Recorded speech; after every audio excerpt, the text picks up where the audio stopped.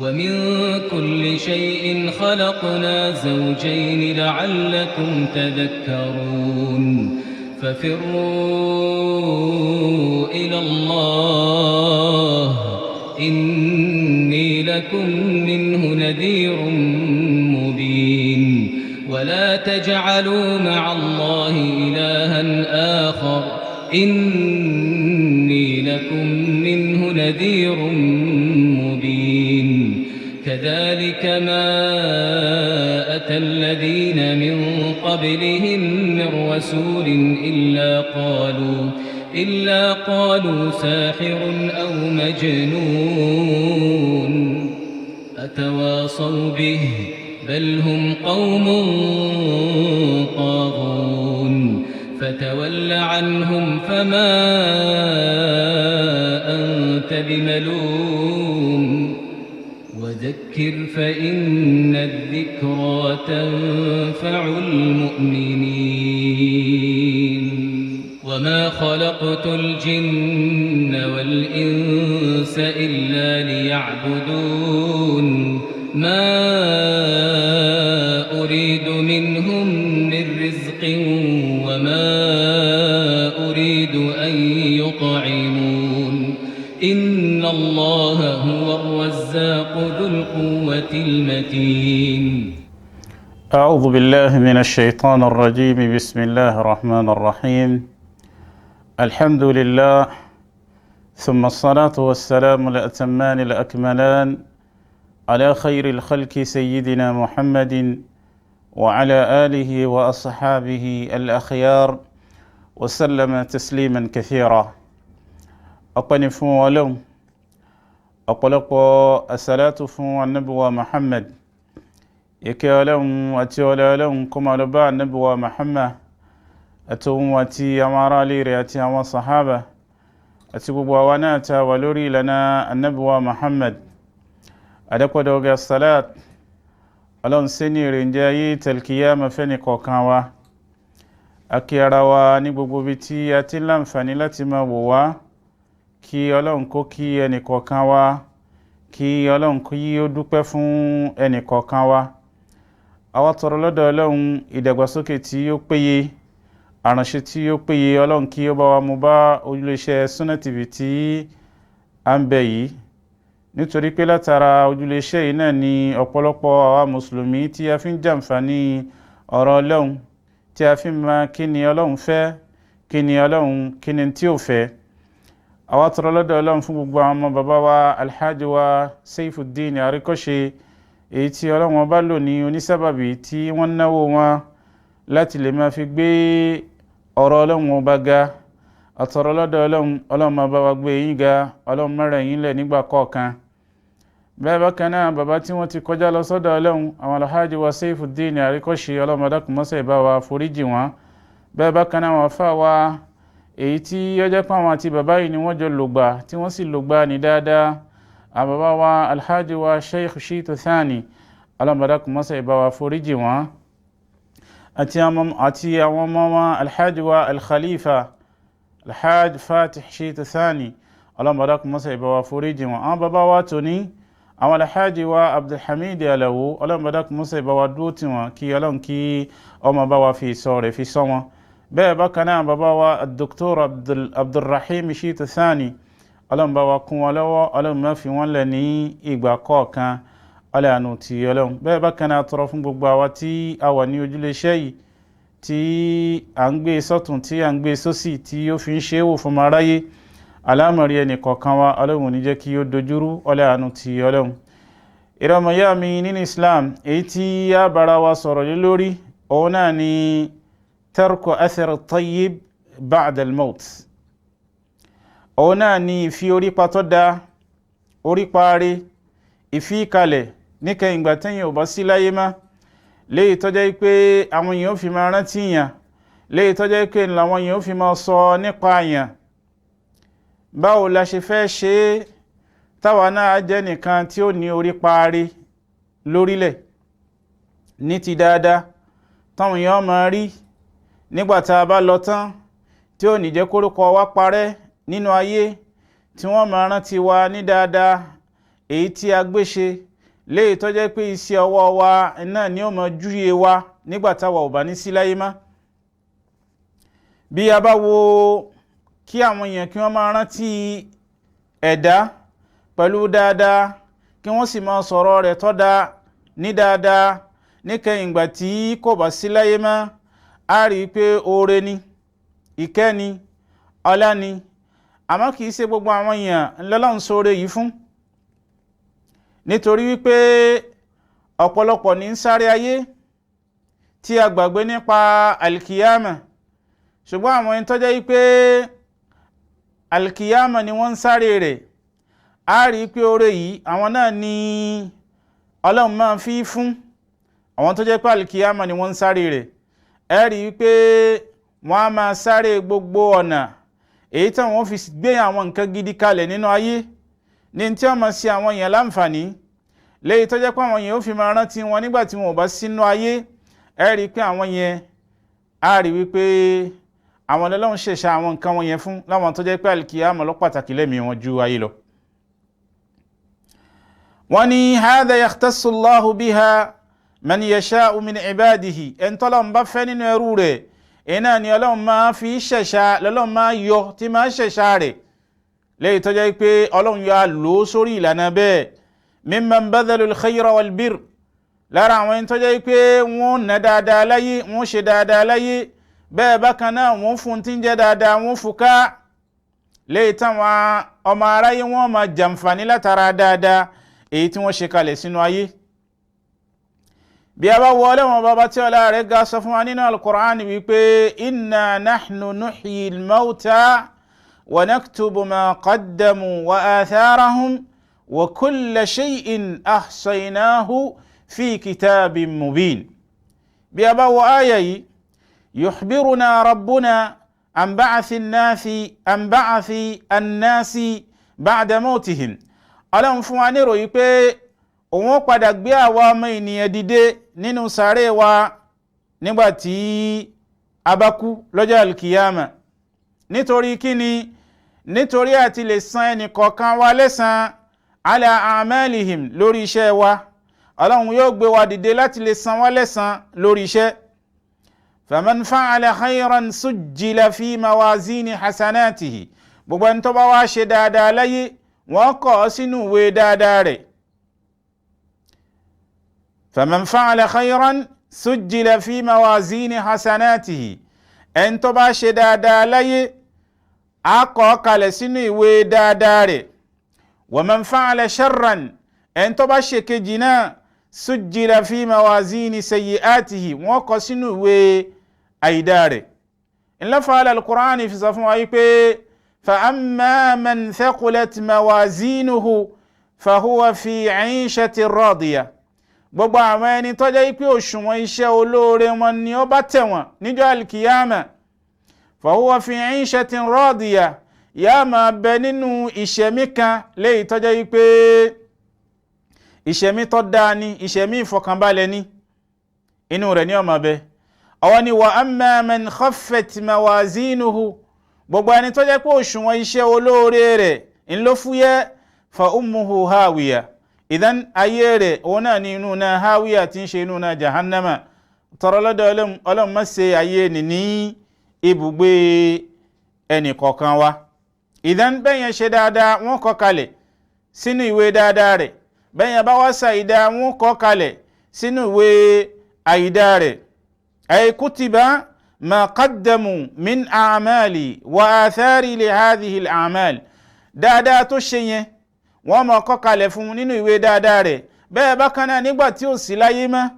dáadáa tó ṣe kalẹ̀ yẹn táwọn èèyàn tún padà jàǹfààní rẹ̀ wọ́n tún máa kọ kalẹ̀ nínú ìwé dáadáa rẹ̀. bẹ́ẹ̀ bákan náà bẹ́yẹn bá ṣàìdá, àìdá tó ṣe yẹn wọ́n á kọ kalẹ̀ sínú ìwé àìdá rẹ̀. bẹ́ẹ̀ bákan náà àwọn orípa rẹ̀ náà, ìyẹn ni pé gbogbo àìdá yẹn tí ń padà tún wá bí níkẹyìn ìgbà tóun náà tún padà sí láyé mọ́, wọ́n tún padà máa kọ sínú ìwé àìdá rẹ̀. ńlọ́fà ọmọ ìdá ènìyàn gbọ́dọ̀ ṣe pẹ̀lẹ́pẹ̀lẹ́ nínú ayé. ó yẹ ká wá gbogbo ọ̀nà léyìí tó jẹ́ pé dáadáa wa ló yẹ kó pọ̀ jù, nítorí pé ntọ́mọ ìdá ènìyàn bá ṣe kalẹ̀ yóò padà máa wá bá nínú sàréè, yóò padà máa wá bá nígbà tí ò bá sí láyé mọ́. dan tó bá jẹ́ pé àìdá náà lẹ́yìn ṣe kalẹ̀ gbogbo àtàwọn èèyàn bá ti ń ṣe àìdá yẹn gbogbo àtàwọn èèyàn bá ti ń tẹ̀lé ìlànà yẹn òun náà yóò máa padà rí ẹ̀san rẹ̀ níbi tó bá wà.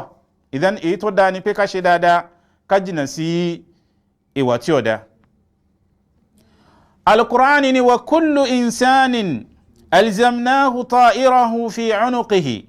wa nukhriju lahu yawma al-qiyamati kitaban yalqahu manshura iqra' kitabaka kafa bi nafsika al-yawma 'alayka hasiba. Bàbá di ọjọ́ al-qiyama Ọlọ́hun sọ fún wa nínú àyà yìí pé gbogbo ọmọ ẹ̀dá ènìyàn iṣẹ́ tá a bá ń ṣe, iṣẹ́ tá a ṣe nínú ayé, ìgbòkègbodò wa nínú ayé, dáadáa wa tá a ṣe àtèyí tí ó dáa, oromọ ọmọ ẹ̀dá ènìyàn oromọ wa ní pẹ́kípẹ́kí ni. Gẹ́gẹ́ bí tí àwọn èèyàn ń gbé kọ́ ẹran wọn lọ́rùn gẹ́gẹ́ bó ti ṣe ń rómọ, ẹ rí i pé ẹni tó gbé nǹkan kọ́ ẹran rẹ̀ lọ́rùn, ẹ rí i pé gbogbo ibi tẹ́ran yẹn bá ti ń lọ nǹkan yẹn ń tẹ̀lé ẹni. Bẹ́ẹ̀ náà ni iṣẹ́ tá a ṣe nínú ayé, ìbá ṣe dáadáa ni ìbá ṣe àìdáa ni, ó wà pẹ̀lú ọmọ ẹ̀dá ènìyàn. Ẹ rí, kò ní yà kò ní gbò pẹ̀lú ọmọ ẹ̀dá ènìyàn, yóò wà pẹ̀lú ẹ̀. Ẹ rí, orí rẹ̀ náà ni wọ́n ti ṣe ìṣirò fún nígbà tí ó bá di ọjọ́ al-qiyama. Nukhriju lahu yawma al-qiyama kitaban, wọ́n máa wá yọ jáde fún ní tírà pé ká ń tó gbélé ayé rẹ̀ ṣe ní. Iqra' kitabaka kafa bi nafsika al-yawma 'alayka hasiba. Kátírà rẹ̀ ó tó fún ọ ní ìṣirò ṣẹ́ lónìí, ó tó fún ọ láti máa yé ibi tó yẹ kó gbé lónìí, sínú náà ni, sínú ọgbà àlìjánnà ni. Afani wa kun rajulan in ataw ba'dahu yaquluna marra wa hadha al-athar. Ó ní jẹ́ ọmọ ènìyàn kan léyìí tó jẹ́ pé táwọn èèyàn bá padà wá ní ìkẹyìn rẹ̀ tí wọ́n máa sọ yí pé ó kọjá níbí lóòótọ́, wa hadha al-athar, eléyìí náà ni orípa rẹ̀ tó fi kalẹ̀. Bẹ́yìn ò bá forípa tó dáa kalẹ̀, ayé ò ní sọ nípa rẹ̀ o. Orípa tó dáa tó bá fi kalẹ̀ nígbà tó bá sí mọ́, gbogbo àtàwọn èèyàn bá ti ń débi orípa yẹn, àwọn èèyàn mọ̀ sọ nípa rẹ̀. Lọ́fàá ẹni tó dáa ló yẹ ká ṣe o. Bí a bá wo àwọn ànábì Ọlọ́hun tí wọ́n ti kọjá, ẹ rí wípé ojú kòkòrò tí wọ́n ń sáré rẹ̀, báwo ni wọ́n ṣe fẹ́ lórúkọ tó dáa, báwo ni wọ́n ṣe fẹ́ ní ìròyìn tó dáa, báwo ni wọ́n ṣe fẹ́ fi ìtàn tó dáa kalẹ̀, èyí náà ni wọ́n sáré lẹ́yìn rẹ̀. Àwa náà ó yẹ ká sáré lórí pé báwo làwọn èèyàn ṣe fẹ́ ròyìn wa dáadáa, báwo la ṣe fẹ́ ní orípa tó dáa nígbà tá a bá sí láyé mọ́, ó yẹ ká sáré lẹ́yìn rẹ̀. Nítorí pé ọ̀pọ̀lọpọ̀ àwọn ànábì Ọlọ́hun yìí sa'alu rabbahum, wọ́n bi ọba wọn ipe kí wọ́n bọ àwọn ní adh-dhikr al-hasan, ìsọ̀rọ̀ ẹni ní ti dáadáa. Ẹ sì rí pé ọ̀pọ̀lọpọ̀ àwọn ànábì tó ti kọjá kò sẹ́nìkan tá ń sọ̀rọ̀ wọn láburú, dáadáa náà la fi ń ròyìn wọn. Ẹ rí, títí tó fi wá dórí ànábì wa Muhammad sallallahu alaihi wasallam, ẹ rí pé ìròyìn tó dáa la fi ń ròyìn wọn. Bó ṣe yẹ káwa náà ká kọ́ṣe wọn nìyẹn, léyìí tó jẹ́ pé nígbà táwa náà bá sí láyé mọ́, kí a máa fi ìròyìn tó dáa kí a máa fi ròyìn wa. Ó ní famin du'a'il khalili, lára àdúà ànábì Ibrahim alayhi salam, ó ní rabbi habli hukman wa alhiqni bis salihin waj'al li lisana sidqin fil akhirin. Bí a bá wà ànábì Ọlọ́hun tí ń ṣe ànábì Ibrahim, a rí pé ó tọrọ lọ́dọ̀ Ọlọ́hun ọba rẹ̀ ipe kọ́lọ́hun kó fóun lágbọ́yé níbi ẹ̀sìn, kó ń jẹ́ ẹnìkan tí ó máa gbọ́yé ẹ̀sìn. Bẹ́ẹ̀ bákan náà kó fi òun pẹ̀lú àwọn èèyàn rẹ̀ lára àwọn ànábì tí wọ́n ti ṣíwájú rẹ̀, léyìí tó jẹ́ pé Ọlọ́hun máa mú wọ ọgbà àlìjẹ́nnà gẹ́gẹ́ bí ó ti ṣe kíni, gẹ́gẹ́ bó ti ṣe mú àwọn náà wọ ọgbà àlìjẹ́nnà. Ìtumọ̀ ni wípé rabbi ij'alli dhikran jamila, Ọlọ́hun ṣe mí lẹ́ni tó jẹ́ pé àwọn èèyàn wọ́n máa rántí rẹ̀ ní ìrántí ìtọ́da. Ṣe mí lẹ́ni táwọn èèyàn máa sọ̀rọ̀ nípa rẹ̀ ní ọ̀rọ̀ yìí tí ọ̀dà. Bẹ́ẹ̀ bákan náà ṣe mí lẹ́ni tó jẹ́ pé yóò fi orípa èyí tó dáa yóò fi kalẹ̀ nínú ayé kó tó kúrò ńbẹ̀. Bí a bá wo ànábì Ibrahim bákan náà, huwa al-imam, a rí pé aṣíwájú ni. Alladhi sa'ala al-imamata li dhurriyyatihi, náà ló sì tún tọrọ aṣíwájú yẹn, ó tọrọ rẹ̀ fún àwọn àrọ́mọdọ́mọ rẹ̀ lẹ́yìn rẹ̀. pé bóun ti ṣe jẹ́ aṣíwájú yìí bẹ́ẹ̀ náà ni káwọn àrọ́mọdọ́mọ òun káwọn náà máa jẹ́ aṣíwájú nígbà tó wọn ò bá sí láyé mọ́. qala inni ja'iluka linnasi imama qala wa min dhurriyyati. Ọlọ́run ni mo ṣe ìrẹ́ anabi Ibrahim mo ṣe ọ́ ní aṣíwájú àwọn ènìyàn. Anabi Ibrahim kò wá fẹ́ pé kí dáadáa yẹn kó pin lórí ẹ̀, ó fẹ́ kó ń fi orí pa tó dáa kalẹ̀ káwọn ọmọ tòun náà káwọn náà máa jẹ́ aṣíwájú lórí ìlànà èyí tó dáa. Eléyìí náà ni tó dáa táwa náà gbọ́dọ̀ jẹ́rẹ́.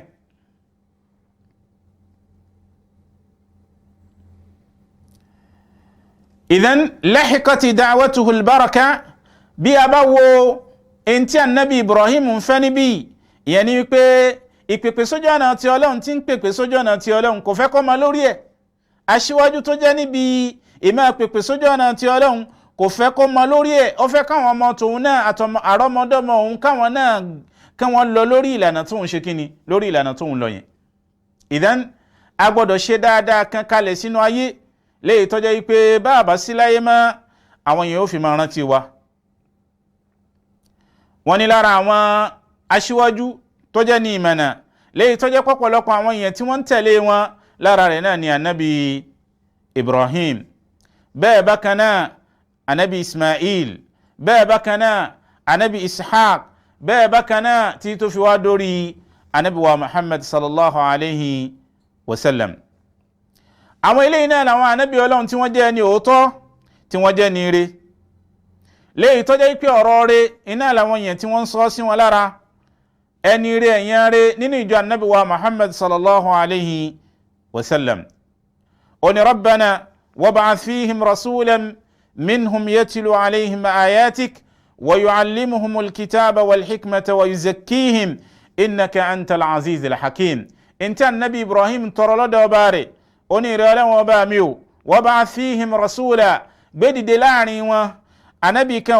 òjíṣẹ́ kan yatlu alayhim ayatik, lẹ́ni tí ó máa ṣàlàyé ọ̀rọ̀ Ọlọ́run, lẹ́ni tí ó máa júwe pé eléyìí lọ́dà eléyìí ọ̀dà níbi ọ̀rọ̀ Ọlọ́run tí ó máa júwe rẹ̀ fún àwọn èèyàn. Wa yu'allimuhumul kitaba wal hikma, bẹ́ẹ̀ bákan náà yóò máa kọ́ wọn ní al-Qur'an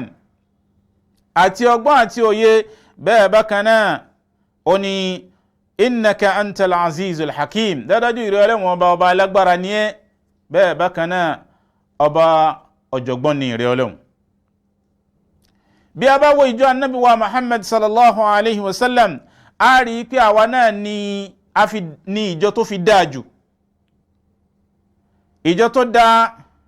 èyí tí Ọlọ́run bá mú jáde nínú àwọn ènìyàn, òun náà ni ìjọ annabi wa Muhammad. Kí ló fà tá a fi dáa? A rí pé ìjọ annabi wa Muhammad sallallahu alayhi wa sallam náà ni ìjọ tí máa pèpè lọ síbi tó dáa,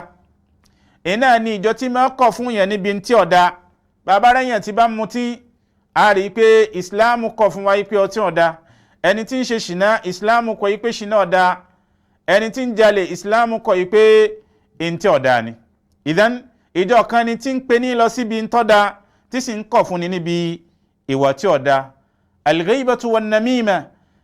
ìsọ̀rọ̀ ìyẹn lẹ́yìn, ìṣòfófó, Islam kọ̀ fún wa. A rí pé gbogbo eléyìí ntí ó padà dí wàhálà kalẹ̀, tí ó dá wàhálà kalẹ̀ léyìí tó jẹ́ pé yóò sọ̀rọ̀ wa di oníjà ara wa, a máa bínú ara wa. Iná ni gbogbo àwọn nǹkan wọ̀nyí a rí pé Islam kọ̀ fún wa pé ntí kódà ni. Wa nahati anil munkar, wa amanat bi rabbiha, ìjọ yìí tó jẹ́ pé ó fi gbà fún ọba rẹ̀, òun náà ni ìjọ àwa tá jẹ́ mùsùlùmí. A rí wípé ó pọ̀ nínú ìjọ yìí láwọn ẹni tó jẹ́ pé ẹnu rẹ̀ ó dànù sọ́dọ̀ wọn. Ó pọ̀ nínú ìjọ mùsùlùmí léyìí tó jẹ́ pé àwọn èèyàn sọ̀rọ̀ sí àwọn ẹni tí wọ́n ti jẹ́ aṣíwájú láwọn ọ̀rọ̀ tó dáa lọ́rọ̀ rẹ̀ léyìí tí ń darí sí wọn lónìí, léyìí tó sì jẹ́ pé wọ́n ti kú ní tipẹ́tipẹ́. Láwọn sàhábà ni àwọn ẹni tí wọ́n bá ànábì lò gbà, ẹ̀rí wọn nísìn. Bá gbórúkọ sàhábà kan nísìn, a tọrọ lọ́dọ̀ Ọlọ́run pé k'Ọlọ́run kó bá wa kẹ́. Bẹ́yẹn bá ìṣẹ̀yẹn rẹ̀ tó forí parí kalẹ̀, báwo la ṣe máa wá tọrọ lọ́dọ̀ Ọlọ́run nígbà tá a bá gbórúkọ rẹ̀ pé k'Ọlọ́run kó bá wa kẹ́. Káwa náà gbé sílẹ̀ káyé wa ká mọ ẹnìkan tó jẹ́ pé èèyàn bí ni, ìwà bí ni, ìní ń pààyàn lẹ́kún ládùúgbò, tẹ́nitọ́ wá padà kú. Ẹ rí pé gbogbo ìgbà téèyàn bá ti ń rántí rẹ̀, pàápàá jùlọ àwọn ẹni tó ṣaburú sí yẹn, ẹ rí pé inú wọn ò ní máa dùn, wọ́n máa gbé ṣépè ni.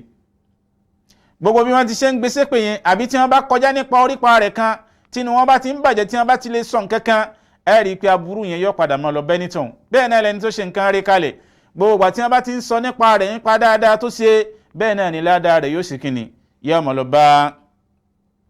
ẹnítọ̀n. ẹ̀rí ìdán lọ́fà dáadáa ló fi ṣe kíni dáadáa ló fi dáa wípé kí ló yẹ ká pọ̀ ní ṣíṣe. wọ́n ní ànábì wa Muhammad sallallahu alayhi wa sallam ẹni tó fi pọ̀jù lẹ́ni tó fi orí pa tó dáa kalẹ̀ òun náà ni ànábì wa Muhammad sallallahu alayhi wa sallam. inna arfa an-nasi qadran dáadáa àwọn èèyàn tó jẹ́ pé ẹni tó jẹ́ pé ó fi wà ní ipò tó ga jù àti àwọn ẹni tó jẹ́ pé orúkọ wọn fi ṣẹ́kù lẹ́ni tí àwọn èèyàn rántí rẹ̀ pẹ̀lú dáadáa àti ẹni tó jẹ́ pé ẹni tó fi gbọ̀ngbọ̀n jù lọ́lá níkẹ̀ ní ipò àti ẹni tó jẹ́ pé àwọn èèyàn ráǹfààní lára rẹ̀ jù nínú ayé òun náà ni annabi wa Muhammad sallallahu alayhi wa sallam. nítorí pé annabi wa Muhammad sallallahu alayhi wa sallam ayé tẹ́lẹ̀ a rí i pé nínú ìwà kápára ẹni nínú ìwà káyẹ̀yẹ́ ara ẹni nínú ìwà kádọ̀tí ara ẹni ká má mara wa ní nǹkan orí yẹn náà yí wà tẹ́lẹ̀ lórí jàmbá lórí fìtínà ṣùgbọ́n nígbà tí annabi wa Muhammad sallam dé a rí pé annabi wa Muhammad ni ó wáyé ẹ̀nà pé eléyìí ló dá eléyìí ò dá annabi ló gbé ìmọ́lẹ̀ wá tẹ́lẹ̀ inú òkùnkùn ní ayé ń bẹ. ẹ̀rí ìdán ẹni tí ó fi pọ̀jù lápọ́nlé láwọn ìlẹ́ni tó fi pọ̀jù lẹ́ni táwọn èèyàn rántí rẹ̀ ní dáadáa òun náà ni annabi wa Muhammad sallallahu alayhi wa sallam. ìdán àwa náà gbọ́dọ̀ kọ́ṣe annabi látara pé káwa náà fi ìwà tó dáa kalẹ̀ sínú ayé. ó ní qala Mujahid sọ fún wa pé kò sí ìgbà tí ẹ máa ṣèrántí Ọlọ́run tẹ́ ní ṣèrántí annabi wa Muhammad sallallahu alayhi wa sallam. ẹ̀rí kẹ́ sọ ashhadu an la ilaha illallah wa ashhadu anna Muhammadan rasulullah. mo jẹ́rìí pé Ọlọ́run bá yọ kan ní tó tọ́ pé kásìn kò pé méjì bẹ́ẹ̀ bákan náà mo jẹ́rìí pé annabi wa Muhammad sallallahu alayhi wa sallam pé òjíṣẹ́ rẹ̀ ni. ẹ wò gbà tí annabi ti kú tòun ti bẹ́ẹ̀ náà a sì rántí annabi pẹ̀lú dáadáa bá a sì ṣe máa rántí rẹ̀ lọ báwo ọba sí láyé mẹ́bí ó ti ṣe máa rántí rẹ̀ lọ nìyẹn sábà wípé ó fi orúkọ àti ìwà tó dáa annabi fi kalẹ̀. bẹ́ẹ̀ náà ló ṣe káwa náà ká fi orúkọ rẹ̀ ìwà tó dáa ká fi kalẹ̀ nínú ayé ṣáájú kí a tó lọ kí àwọn èèyàn kí wọ́n bá lè máa rí fi ròyìn wá nígbàtí a bá ní sí láyé mọ́. wọ́n ní bí a bá wo ànábì wa Muhammad sallam pẹ̀lú ìṣojú kòkòrò rẹ̀ ala tarbiyati ashabihi lórí àti kọ́ àwọn èèyàn rẹ̀ àwọn sahaba ala alhifadi ala sum'ati alhasana lórí pé wọ́n gbọ́dọ̀ ṣọ́ orúkọ rẹ̀ ọ̀rọ̀ tó dá ọ̀rọ̀ rẹ̀ léyìí táwọn èèyàn mọ̀ sọ sí wọn lára wal-bu'd an kulli àti ìjìnà sí gbogbo tó lè ba ọmọlúwàbí yẹn jẹ́ ìjìnà sí gbogbo tó lè máa jẹ́ káwọn èèyàn sọ nípa yẹn níta ìdá ànábì kọ́ àwọn sàhábà lórí bẹ́ẹ̀. nítorí pé bàbá wo a rí pé ashara ba'duhum bi qatli Abdullah ibn Ubay ibn Ubay Salul arákùnrin tó jẹ́ pé rasul munafikina ni bun Ubay olórí ló jẹ́ fún àwọn munafiki ànábì rárá ẹ má pa lójú ogun ànábì ní kí wọ́n má pa kí ló fà tí ànábì fi sọ bẹ́ẹ̀ ó ní hatta nítorí káwọn èèyàn kí wọ́n bàbá máa sọ̀rọ̀ wípé anna Muhammadan ànábì ṣe kí ni ànábì ti bẹ̀rẹ̀ sí ní pa àwọn èèyàn rẹ̀. then arákùnrin yẹn nínú àwọn sahaba níbẹ̀ ṣùgbọ́n munafiki ni ntọ́ bá gbọ́ lọ́dọ̀ àwọn ànábì yóò lọ rò fún àwọn èyí tí wọ́n jẹ́ ọ̀tá mùsùlùmí. kìíní ẹ wá ká àwọn ẹlẹgbẹ́ rẹ̀ tó kù lára wọn náà wọ́n fẹ́ pa ànábì ni ẹ má pa torí tẹ́ ẹ bá pa nísìn àwọn yẹn yóò máa sọ̀rọ̀ yìí pé ànábì ti bẹ̀rẹ̀ sí ní pa àwọn èèyàn rẹ̀. kí ni tánàbì ń sá fún ànábì ń sá pé kí orúkọ tó da kó má bàa bàjẹ́. ǹjẹ́ wọn náà ń sá fún orúkọ rẹ̀ tó da níbi tó wà yìí pé kó má bàa bàjẹ́? ǹjẹ́ o tiẹ̀ ṣe nǹkan kalẹ̀ forúkọ rẹ̀ kó má bàa parẹ́ táwọn yóò fi máa rántí rẹ̀ títí lọ. ẹ̀rí nítorí pé annabi wa Muhammad sallallahu alayhi wa sallam òun ló dé ní ìmọ́lẹ̀ gba gbogbo tí ń jẹ́ ayé ní ibùwọ̀ oòrùn bẹ̀ àti ní ibùyọ̀ rẹ̀ annabi ló dé ní ìmọ́lẹ̀ gbayé. bẹ́ẹ̀ bákan náà tá bá tún padà wò nínú kísọ̀ ìyàwó rẹ̀ tí ń ṣe Ummul Mu'minina Safiya nígbàtí Ànábì ń bẹ níbi intikaf bí tó ti ń kóraró èyí tá máa ń ṣe nínú mẹ́wàá gbẹ̀yìn nínú Ramadan tí ìyàwó rẹ̀ wá wò tí ń ṣe Safiya nígbàtí Ànábì wa Muhammad sallallahu wá ń sí Safiya lọ ẹ rí wípé wá rí àwọn arákùnrin méjì kan rí Ànábì pẹ̀lú Safiya. Ànábì wá ń sọ fún àwọn arákùnrin méjèèjì yẹn pé kí wọ́n ṣe pẹ̀lẹ́pẹ̀lẹ́ o, Safiya ni mo máa ń sìn o, Safiya ni ó wà pẹ̀lú mi. Nítorí kíni? Nítorí pé Ànábì ò fẹ́ pé kí wọ́n padà di ẹni tí ó padà jìyà látara ròyìnròyìn tí ó bá kó sí wọn lọ́kàn nípa pé kí wọ́n máa sọ pé bóyá Ànábì ó ń ṣe ìbàjẹ́ pẹ̀lú obìnrin kan, ṣùgbọ́n Ànábì jẹ́ kó yé wọn lẹ́ẹ̀kan náà pé obìnrin tẹ́ rí tí mò ń sìn yìí o, tí mo jáde kúrò nínú intikafu tí mo ń sìn yìí o, Safiya ni o, kìí ṣe obìnrin mi, kìí ṣe àjèjì sí mi o, ẹlẹ́tọ̀ mi ni, ìyàwó mi ni o. ẹ̀rí ìdán Ànábì jẹ́ ẹnìkan tó jẹ́ pé kò fẹ́ kí ṣùtá kó kan ọmọ làkejì rẹ̀. Ànábì ò fẹ́, pẹ̀lú bó ṣe jẹ́ pé wọ́n bá tiẹ̀ fẹ́ sọ̀rọ̀ tí ó dá sí lára, Ànábì ti rí pé ọ̀rọ̀ tí wọ́n fẹ́ sọ yìí in tó lè kó wọn jìyà lọ́dọ̀ Ọlọ́run ni,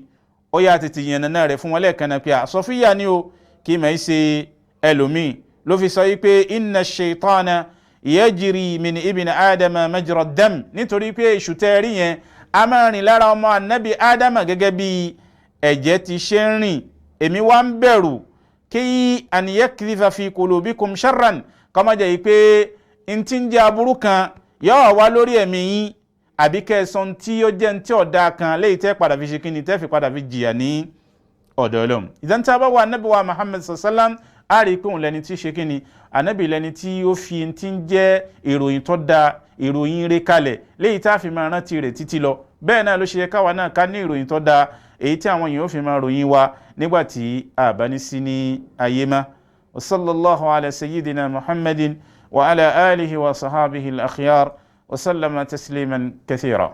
Assalamu alaikum warahmatullahi wabarakatuh. Ìkànnì tẹ́ ń wò yìí náà ní ìkànnì Sunna TV, níbi tí àwọn onímọ̀ ti ń tẹ ìmọ́lẹ̀ sórí ẹ̀sìn Islam látọ̀rọ̀ Sunna TV, ìmọ́lẹ̀ nínú Sunna Nabi Muhammad sallallahu alaihi wasallam. Ní gbogbo ìgbà ní kẹ́ máa wò wá tí ẹ sì máa rí ẹ̀kọ́ ẹ̀sìn kọ́ lórí ìkànnì yìí náà ni o. Òun ló múlẹ̀ rẹ̀kẹ̀tẹ̀ yàtọ̀ yìí, gbogbo mùsùlùmí lọ́kùnrin àti lóbìnrin ẹ jẹ́ ká máa wo Sunna TV,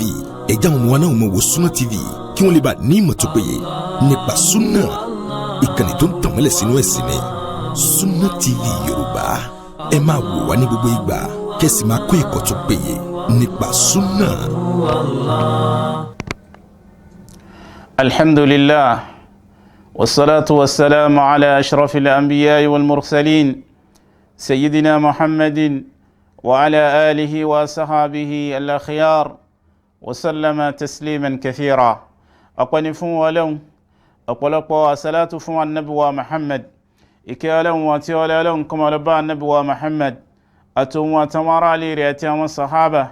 àti gbogbo àwa náà tí a wà lórí ìlànà Ànábì wa Muhammad dẹ́pẹ́dẹ́ orí salat. Ọlọ́run ṣe ní èrèjà ayé talqiyama fẹ́ni kọ̀ọ̀kan wa, akí ara wa ní gbogbo bí ta ti ń láǹfààní láti máa wò wá, kí Ọlọ́run kí ó kí ẹnì kọ̀ọ̀kan wa. Gẹ́gẹ́ bí ọ̀rọ̀ wa tí a ń bá ń bọ̀ fúnra wa, òun náà ni ìfi orípa tó dá kalẹ̀ sínú ayé ṣáájú ká tó lọ. Ǹjẹ́ ìrẹ́ ọmọ ìyá mi nínú Islam, ǹjẹ́ à ń gbèrò láti fi orípa tó dá kalẹ̀ sínú ayé léyìí tó jẹ́ pé àwọn èèyàn mọ̀ sọ nípa wa nígbà táwa náà ò bá ní sí láyé mọ́? Àlàyé láti ṣe fúnra wa yìí nípa Ànábì wa Muhammad sallallahu alaihi wasallam, bó ti ṣe jẹ́ ẹni tó jẹ́ pé gbogbo ìgbà náà la fi ń ròyìn rẹ̀ ní ti dáadáa, gbogbo ìgbà náà la fi ń sọ̀rọ̀ Ànábì ní ti dáadáa. Bẹ́ẹ̀ náà làwọn ẹnìkan náà ti wá níkẹyìn Ànábì wa Muhammad nínú ayé yìí léyìí tó jẹ́ pé orí ipa wọn ò parẹ́ títí dòní náà. Lápèjúwe bàbá wa Shitu Thani ní Sakété lápèjúwe, ẹ̀yin náà wo àwọn tí bàbá yìí tí wọ́n gbé kalẹ̀ ní ọgbà alẹ́ ẹ̀kọ́ ńlá èyí tó jẹ́ pé wọ́n ń kọ́ àwọn ọmọ ní ẹ̀kọ́ ẹ̀sìn níbẹ̀. Látìgbà tí bàbá ti kú, a rí wípé orí ipa yẹn ò sì parẹ́. Gbogbo ìgbà táwọn èèyàn bá dénú ọgbà lẹ́nì, wọ́n rántí bàbá yìí,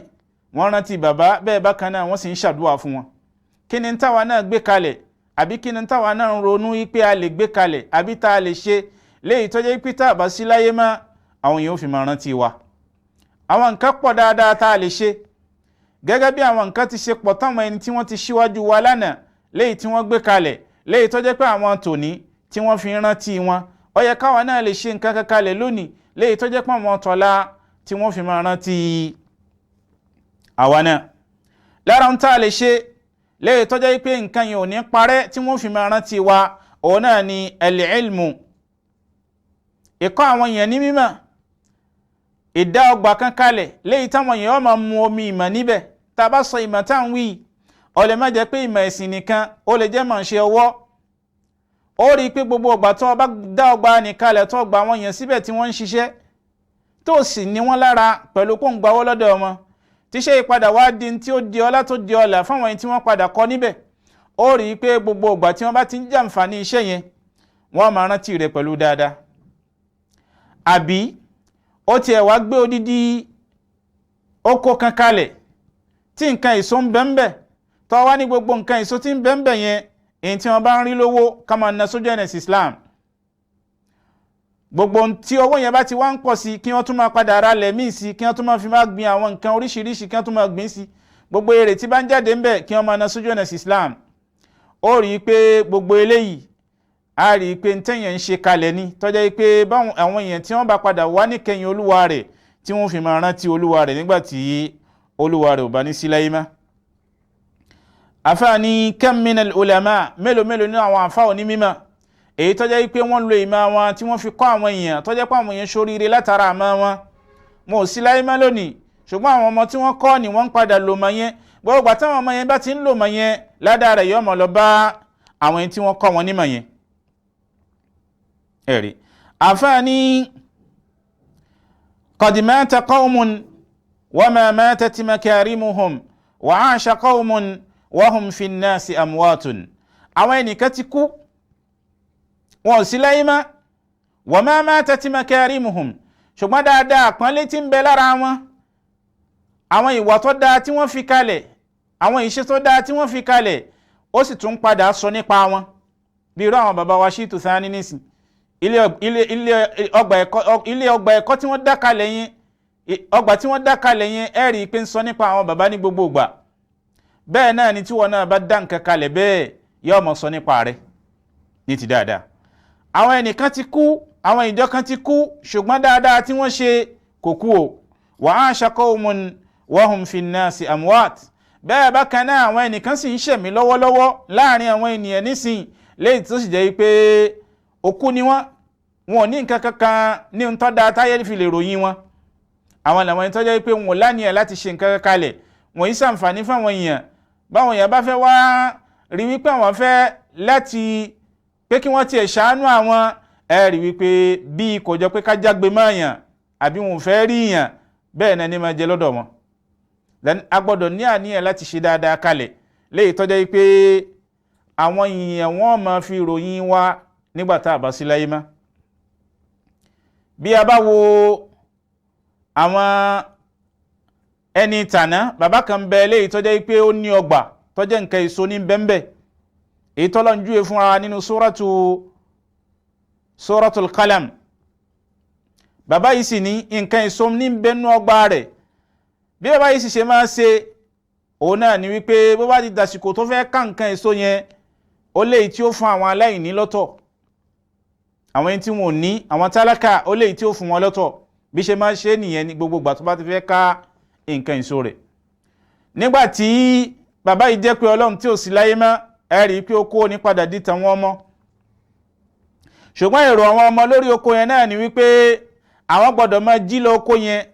lásìkò pàtó àwọn bá fẹ́ ká èrè yẹn, àwọn ò jí lọ ní lásùbà, léyìí tí àwọn aláìní tálákà yẹn kí wọ́n má bàa mọ̀ wípé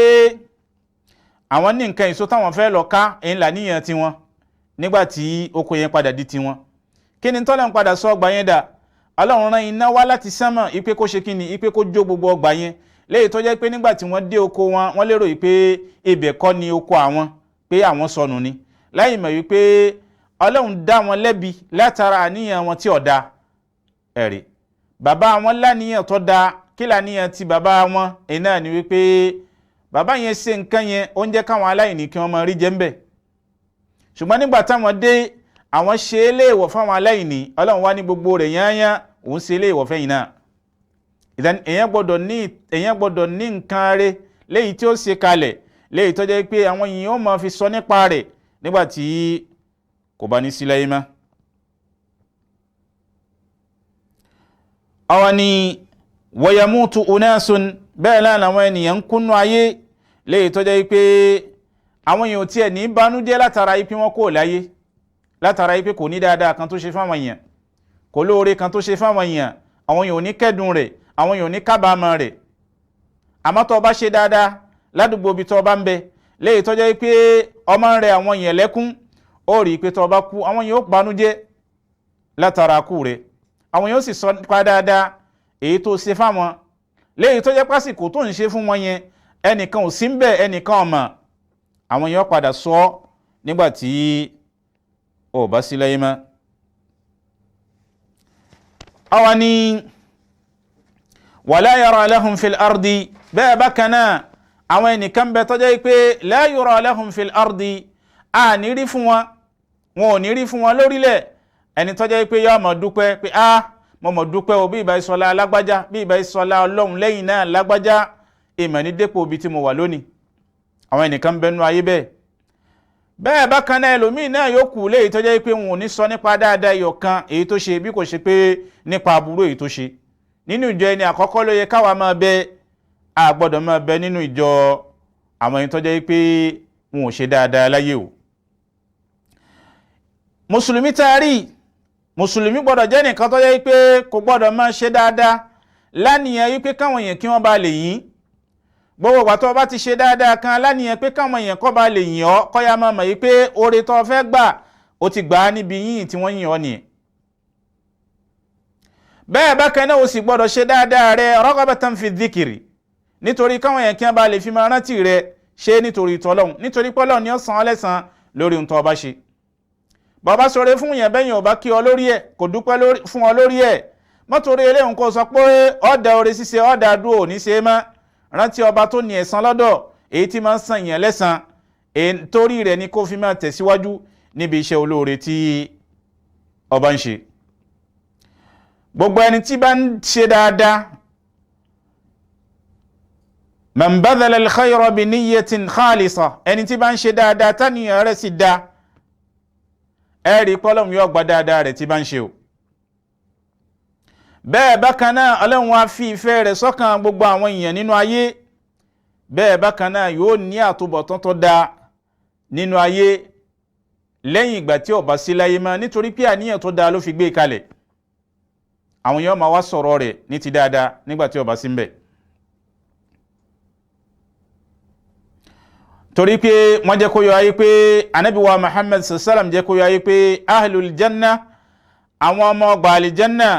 àwọn náà làwọn ẹni tó jẹ́ pé látara dáadáa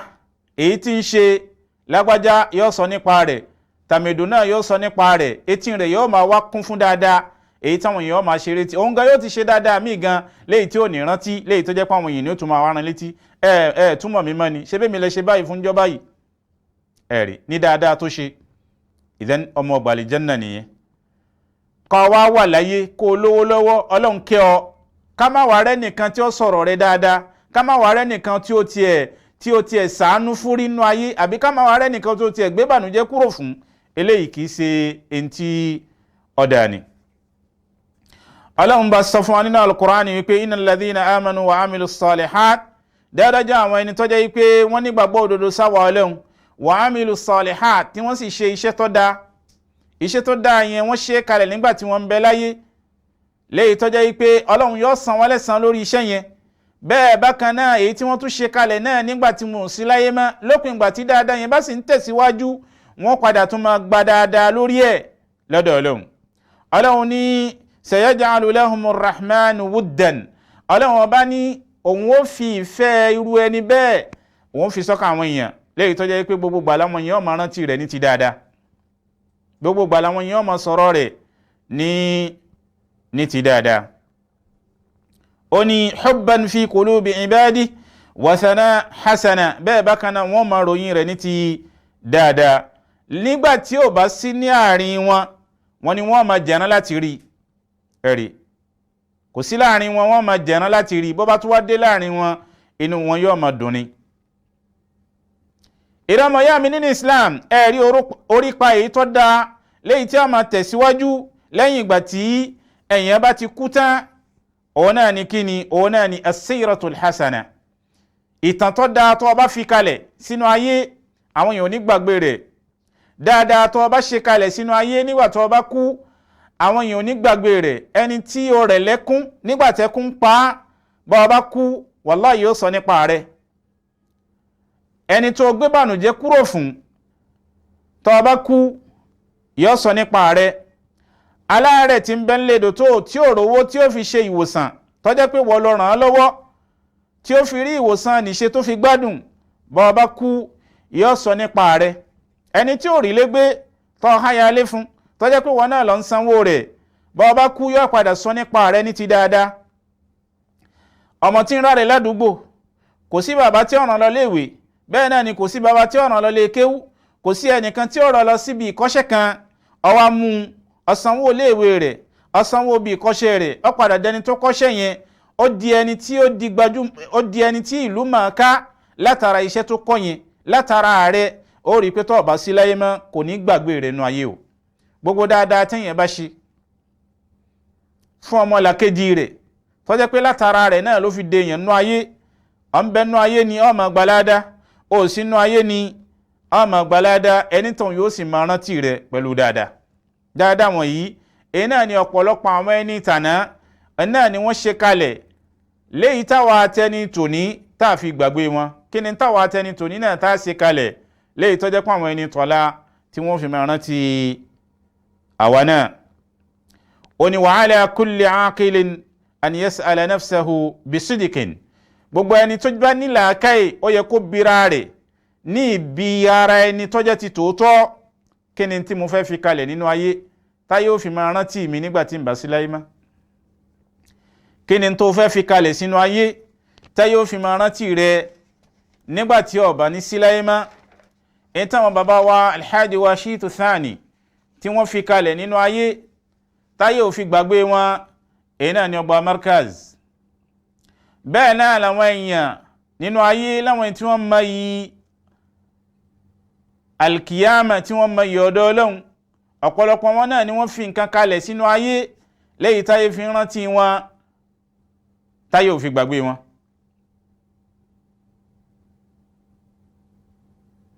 afáàní madha sayabqa li kí ni tí ó padà ṣẹ́kù fún mi nígbàtí gbogbo tí Ọlọ́run fún mi láyé pé mo fẹ́ lò tí n bá ti lò tán tí ò sí nǹkan kan mọ́ tó jẹ́ pé mo kọjá lọ sọ́dọ̀ rẹ̀ kí ni tí ó padà ṣẹ́kù. bí a bá wo ìbéèrè yìí a rí pé ìbéèrè kan ni tó jẹ́ pé ẹni kálukú wa náà ló yẹ ká máa bira wa ọjọ́ tí n bá kú kí ni táyé ó fi máa rántí mi ọjọ́ tí n bá lọ kí ni táyé ó fi máa rántí mi. ìwọ ni Ọlọ́run kẹ́ ọ Ọlọ́run ṣàánú rẹ ó gbé ọ ga kì í ṣe pé bóyá owó láti ná ló ní ọ lára kì í ṣe pé bóyá owó yẹn kò sí ni owó ń bẹ lọ́dọ̀ rẹ o sì rí àwọn èèyàn tó lè ràn lọ́wọ́ o rà àwọn èèyàn tó lè fà sókè kí ló wá dé tó ṣàánú wọn kí ló dé tó lè fà wọ́n sókè bá bá ṣe bẹ́ẹ̀ kọ́ya máa mọ̀ yí pé wọ́n kọ kalẹ̀ fún ọ nínú ìwé iṣẹ́ olóore rẹ pé wọ́n ló ṣe wọn ò ní kọ sínú ìwé ẹlòmíì. lára àwọn orípa rẹ̀ èyí tí Islam la lè fi kalẹ̀ òun náà ni wípé o gbọ́dọ̀ tọ́mọ rẹ dáadáa o gbọ́dọ̀ kọ́mọ rẹ lẹ́kọ̀ọ́ Islam o gbọ́dọ̀ kọ́mọ rẹ lẹ́kọ̀ọ́ bá ti ṣe láyé o gbọ́dọ̀ kọ́mọ rẹ bá ti ṣe bẹ̀rù àgbàlagbà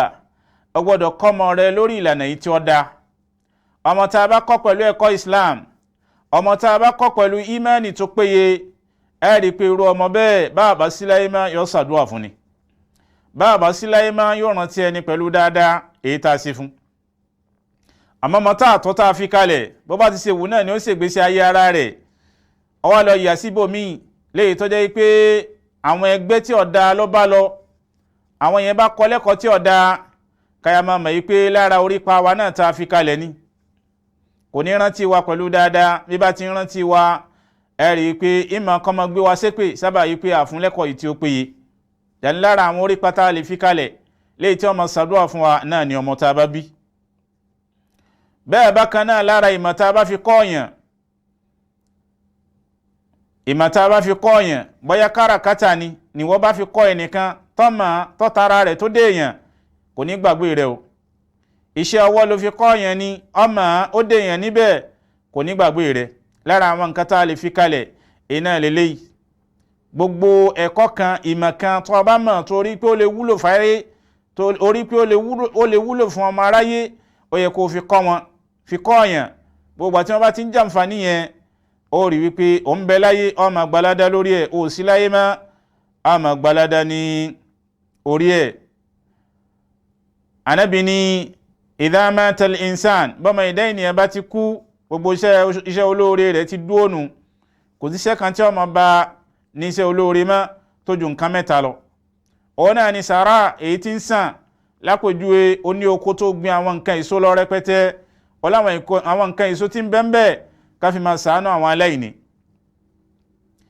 bọ́wọ́ yẹn bá ti ṣe ń pọ̀ sí ẹ tún máa rákò míì sí ẹ máa fi gbin nǹkan lọ ó rí i pé ó ń bẹ láyé ó máa gbalada ò sí láyé má ó máa gbalada. bẹ́ẹ̀ bákan náà ìmọ̀ tó ọmọ tọ́jọ́ yìí pé àwọn èèyàn ó fi kọ́ wọn àwọn èèyàn ń jàǹfààní látara àmọ́ yẹn ó ń bẹ láyé ó máa rí ládá ò sí láyé ó máa rí ládá. bẹ́ẹ̀ bákan náà ọmọ rẹ tó fi kalẹ̀ tó kọ́lẹ́kọ̀ọ́ rẹ bọ́ọ̀ bá sí láyé má ọmọ yẹn ó máa ṣàdúrà fún ọ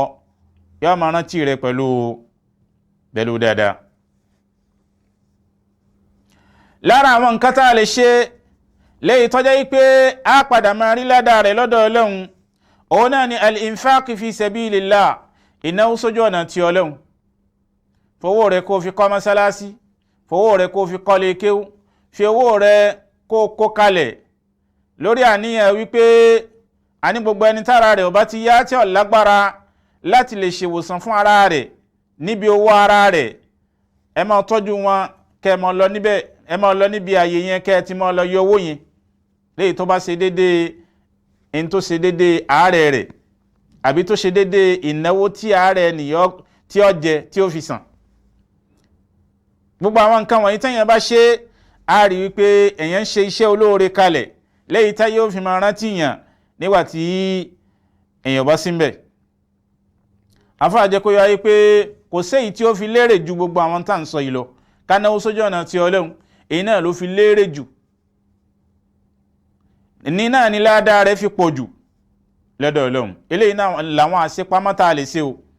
torí pé al-Qur'an ni man dha alladhi yukridu Allaha qardan hasana fayudha'ifahu lahu ad'afan kathira tálẹ́ni náà léyìí tí ó yá àwa Ọlọ́run ọba lówó léyìí tó sì jẹ́ pé àwa Ọlọ́run ànídìí rẹ̀ àbùkátà rẹ̀ tálẹ́ni náà léyìí tó jẹ́ pé yóò bo ẹ̀dá Ọlọ́run yóò bo láṣìírí tálẹ́ni náà tí ó gbé ìbànújẹ́ kúrò fún àwọn ẹ̀dá Ọlọ́run láwọn ẹni tí ìnira bá nínú ayé tálẹ́ni náà tí ó gbé ìnira kúrò fún wọn léyìí tó jẹ́ pé àwa Ọlọ́run á padà dá oore yẹn padà fún ní àdìpẹ̀lẹ́ àkàìmọye tóun náà ná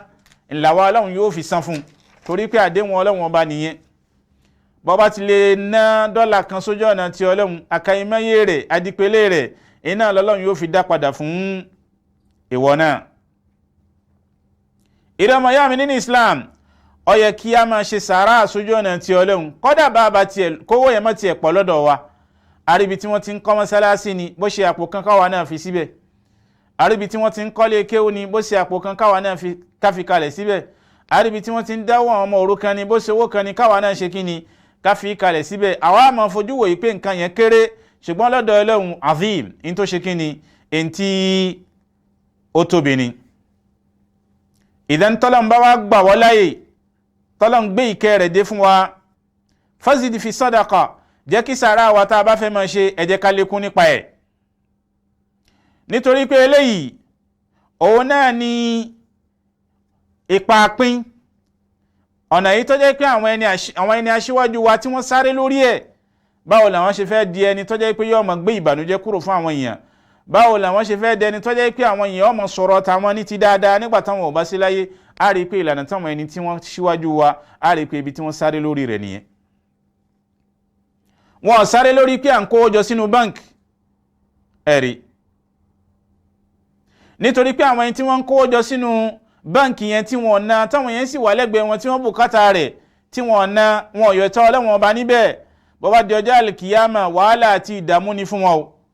Al-Qur'ani ni walladhina yaknizuna adh-dhahaba wal-fidda wa la yunfikunaha fi sabilillah fabashshirhum bi'adhabin alim. àwọn tí wọ́n lówó góòdù o fàdákà ni wọ́n kó pamọ́ wọn ná wọn ò yọ ẹ̀tọ́ Ọlọ́run ọba níbẹ̀. ẹ fún wọn níro ìyà ń ta níro ni ẹ fún wọn níro rẹ̀ nígbà tó bá dọjọ́ alkiyama. wọ́n ní àwọn owó yẹn á sọ di irin léyìí tó jẹ́ pé a ti kì í bọ́ná tó gbóná dáadáa, a máa fi lọ̀ wọ́n níwájú orí, a máa fi lọ̀ wọ́n lẹ́gbẹ̀ẹ́gbẹ́, a máa fi lọ̀ wọ́n lẹ́yìn, a máa ní hadha ma kanastum, eléyìí náà ní tẹ́ gbé pamọ́ nígbà tẹ́ ń bẹ láyé. ẹ máa tọ́ ìjìyà Ọlọ́run ọba ẹ máa tọ́ wò lónìí látara ń tẹ́ gbé pamọ́ nígbà tẹ́ ń bẹ láyé, tẹ́ fi ṣàǹfààní fún àwọn ènìyàn, tẹ́ fi dé àwọn nǹkan mèremère kalẹ̀, nǹkan tó dáa nínú ayé tẹ́ fi ṣe kalẹ̀ léyìí táwọn èèyàn máa jàǹfààní rẹ̀ nígbà tẹ́yìn bá ní síbẹ̀ mọ́. bí a bá wo Ibn Umar radiyallahu anhuma, ọ̀kan nínú àwọn àrólé ànábì wa Muhammad sallallahu alaihi wasallam nígbà tí ó sì láyé mọ́, ẹ rí pé ó gbé ilẹ̀ kan kalẹ̀. ilẹ̀ yẹn tó gbé kalẹ̀ yẹn ó ní tọ́lọ́hun ni tànábì ni. gbogbo nǹkan èso tí wọ́n bá ń gbìn níbẹ̀ ó ní kí wọ́n máa ṣe kí ni, ó ní kí wọ́n máa ná sójú ọ̀nà ti Ọlọ́hun. àwọn fáà jẹ́ kó yé wa wípé ilẹ̀ tí Umaru gbé kalẹ̀ láti gbà náà lọ́hùn, wọ́n jẹ́ kó yé wa wípé nǹkan yẹn sì túkù tí tún ṣiṣẹ́, ilẹ̀ yẹn sì túkù tí tún ṣe kí ni, tí ń ṣiṣẹ́ títí dòní. ẹwà tìgbà tí Umar ibn al-Khattab ẹwà tó ti jáde láyé, èyí tó gbé kalẹ̀ pé kí ní ti mùsùlùmí ni, wọ́n ní ó tún ṣiṣẹ́ títí di òní yìí, léyìí tí ń túmọ̀ sí pé ẹwà àkàìmáyé oore, ẹwà àkàìmáyé ìkẹ́ èyí títí ń lọ bá. kí ni táwa náà fẹ́ ṣe kalẹ̀ léyìí tó jẹ́ pé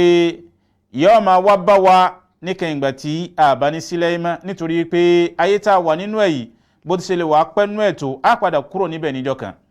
bàbá ti wá kúrò, èyí tá a bá ṣe kalẹ̀ sínú ayé èyí náà ni ó padà máa jẹ́ ládàá èyí tí yóò máa wá bá wa nígbà tí a bá ti lọ sí ọ̀dọ̀ Ọlọ́hun. àwọn ni lára dáadáa tí Umaru ṣe bákan náà, òun náà ni ẹni tí ó kọ́kọ́ ra kànga. ó rà á, nígbà tó rà á ó wá fi kalẹ̀ wípé kí àwọn mùsùlùmí kí wọ́n máa wá pọn omi nì lọ́fẹ̀ẹ́. kànga yìí tẹ́lẹ̀ kó tó di bí wípé Umaru rà á, a rí wípé àbí Uthman, kànga yìí kó tó di wípé Uthman rà, Uthman ibn Affan lórílẹ̀-èdè Medina, kó tó di wípé ó ra kànga yẹn, gbogbo ẹni tó bá fẹ́ pọn mímbẹ̀ owó ní ọ̀sán tẹ́lẹ̀. ọwọ́ rà á, ọwọ́ ni látòní lọ tí mo ti rà yẹn ẹ fi kalẹ̀, gbogbo mùsùlùmí tó bá ti ń débì ẹ jẹ́ kí wọ́n máa pọn mi lọ́fẹ̀ẹ́. oníkápá láti ṣe àkàìmọye nǹkan bẹ́ẹ̀ léyìí tí ó máa jàǹfààní fáwọn mùsùlùmí, àmọ́ ò fẹ́ láti ṣe. òun wò pé bóyá tó o bá ṣe owó rẹ̀ ọ̀tàn, Ànábì dẹ̀ jẹ́ kó yọ wípé ma naqasati sadaqatun min mal, gbogbo ń tọ́jẹ́ wípé owó tá a yọ sàárà nínú ẹ̀, sàárà yìí jẹ́ kówó tán, ẹ máa jẹ́ kówó pọ̀ sí ni, pàápàá jùlọ èyí tá a bá ná sí ojú ọ̀nà ti Ọlọ́hun. Uthman ibn Affan ọ̀rà kànga yẹn lánìí wípé ẹ fi kalẹ̀ káwọn mùsùlùmí kí wọ́n máa wá pọn omi yẹn lọ́fẹ̀ẹ́. wọ́n lágbára láti lè wá kànga sáàyè ibi tí omi ti ń jẹ àwọn ènìyàn níyà tí wọ́n jẹ́ àwọn mùsùlùmí àtẹni tí ì ṣe mùsùlùmí, léyìí tó jẹ́ pé tí wọ́n bá ń pọn omi yẹn, tí wọ́n bá mú ń bẹ̀, táwọn ẹran wọn mú ń bẹ̀, tí wọ́n fi ń fọṣọ wọn, tí wọ́n fi ń sóúnjẹ wọn, kò sẹ́nìkan tí wọ́n máa gbalá dáàní tó ju ìwọ lọ. ó ń bẹ láyé ó máa gbalá dáàní, ó sì láyé mọ́ ó máa gbalá dáàní, ṣùgbọ́n ó fẹ́ láti ṣe bẹ́ẹ̀. agbára àti ṣe bẹ́ẹ̀ sì ń bẹ lọ́dọ̀ rẹ̀. ìdẹ́n Ọlọ́run ti kó ń tó lè fi rí ọgbà àlìjẹ́nnà, Ọlọ́run ti kó lé ọ lọ́wọ́, ọwọ́ kú bó ti ṣe náà léyìí tí ó fi rí ọgbà àlìjẹ́nnà ni. torí pé ẹni tọ́lọ́run kẹ́ nínú ayé, Ọlọ́run ti fún ní tí ó fi rọgbà àlìjẹ́nnà. gbówó rẹ̀ kó fi kọ́ mọ́sálásí, gbówó rẹ̀ kó fi kọ́lé kéwú, gbówó rẹ̀ kó fi máa ṣàánú àwọn tí wọ́n ń bẹ lédò tó tí wọ́n lágbára láti lè ṣèwòsàn fún ara wọn, kò sówó lọ́dọ̀ wọn. àwọn nǹkan bẹ bẹ́ẹ̀ lóríṣiríṣi léyìí tá a lè ṣe, léyìí tó jẹ́ pé a máa gbalada ní orí rẹ̀. awani man yunfiqu nafaqatan mutaqabbala talenina Ànábì ní talenina èyí tí yóò ná ìná kan àbí tí ó ṣe sàrá kan léyìí tó jẹ́ pé yóò di ohun tá tẹ́wọ́gbà ní ọ̀dọ̀ rẹ̀. Ẹ̀rí sàrá èyí tẹ́yìn ó tẹ́wọ́gbà lọ́dọ̀ yẹn àbí tọ́lọ́hun ó tẹ́wọ́gbà lọ́dọ̀ yẹn tọ́lọ́hun yóò bá yẹn gbèrú ẹ̀ tí ó di ohun tí ó tóbi lọ́dọ̀ Ọlọ́hun. Òun náà ni sàrá tí yẹn bá ṣe pàápàá jùlọ ní ìgbà tára bá níyàn. Òun lẹni tára ní wá bá ọ tó wá ní kó ṣàánú òun, ó sì mọ̀ pé o ní lọ́wọ́, ìwọ náà sì mọ̀ pé o ní, léyìí tó fi lè gbé ìbànújẹ́ yẹn kúrò fún ọ wá fi sínú nira ni. Ẹkún tó wá bá dọ́dọ̀ rẹ, ẹkún ni náà lọ padà bá jáde. Eléyìí a rí pé kìí ṣe ìwà tó dáa, kìí ṣe ìwà mùsùlùmí ni. Gbogbo ẹni tí ó bá ná ìná kan èyí tá gbà lọ́dọ̀ rẹ̀, òun náà lẹni tó jẹ́ pé kó ná owó fún àwọn ènìyàn, kó ṣàánú àwọn èèyàn nígbà tí ìnira bá bá àwọn èèyàn. Irú ẹni tára ọmọ rẹ̀ ọ̀yá tó wá bá ọ tó sì lágbára rẹ̀, kí ló dé tí ò lè ràn án lọ́wọ́. Irú ẹni tó jẹ gbèsè táwọn àwọn èèyàn ń dá aláàmú tó sì mọ̀ pé ó lágbára láti lè ràn án lọ́wọ́, láti lè gbé gbèsè ní kúrò fún táwọn èèyàn fi ní dá aláàmú mọ́, kí ló dé tó lè ṣe fún. Ìrẹ́ ọmọ ìyá mi nínú Islam, kí ni tá a fẹ́ fi kalẹ̀ tá a lè ṣe léyìí tó jẹ́ pé àwọn èèyàn ó fi máa rántí wa nígbà tá a bá ní sí láyé mọ́. Táwọn ẹni tó ti kọjá iná ìlàwí fúnra wa yìí léyìí tí wọ́n ṣe kalẹ̀ táwọn èèyàn fi rántí wọn pẹ̀lú wípé wọ́n ti kú, kí ni táwa náà fẹ́ ṣe kalẹ̀ léyìí táwọn èèyàn fi máa rántí wa nígbà tí àwa náà bá ní sí ní ayé mọ́. Àtọ̀rọ̀ lọ́dọ̀ Ọlọ́run ṣe wá lẹ́ni tí ń ṣe dáadáa kalẹ̀ léyìí tó jẹ́ pé dáadáa ni wọ́n fi máa rántí rẹ̀ nígbà tí ò ní sí láyé mọ́. Ọlọ́run ṣe wá bẹ́ẹ̀. Ọlọ́run má ṣe wá lẹ́ni tó jẹ́ pé yóò gbin aburú kalẹ̀ léyìí tó jẹ́ pé aburú tó gbìn kalẹ̀ yẹn àwọn èèyàn ń padà rí aburú yẹn níkẹyìn rẹ̀, wọ́n ń débẹ̀ inú wọn ń bàjẹ́, láti bẹ̀ lọ wọ́n wá ń gbé olúwa rẹ̀ ṣépè. Ọlọ́run bá dákun má ṣe bẹ́ẹ̀ fẹ́ nìkọ̀ọ̀kan wa. Ọlọ́run àánú ti Ọlọ́run. Ìbáyìí tí a gbọ́ yìí, Ọlọ́run jẹ́ kí ó ṣe ẹnìkọ̀ọ̀kan wa ní àǹfààní, ká gbìyànjú láti lè fi orí pa èyí tó dáa kalẹ̀ sínú ayé síwájú kí a tó lọ, nítorí pé àmọ̀gbà tí a kúrò nínú ayé, kí àlámọ̀rí ẹnìkọ̀ọ̀kan wa, àtúbọ̀tán ẹnìkọ̀ọ̀kan wa, kí Ọlọ́run jẹ́ kí ó dáa. وصلى الله على سيدنا محمد وعلى آله وصحابه الأخيار وسلم تسليما كثيرا. سبحان ربك رب العزة عما يصفون والسلام على المرسلين والحمد لله رب العالمين. الله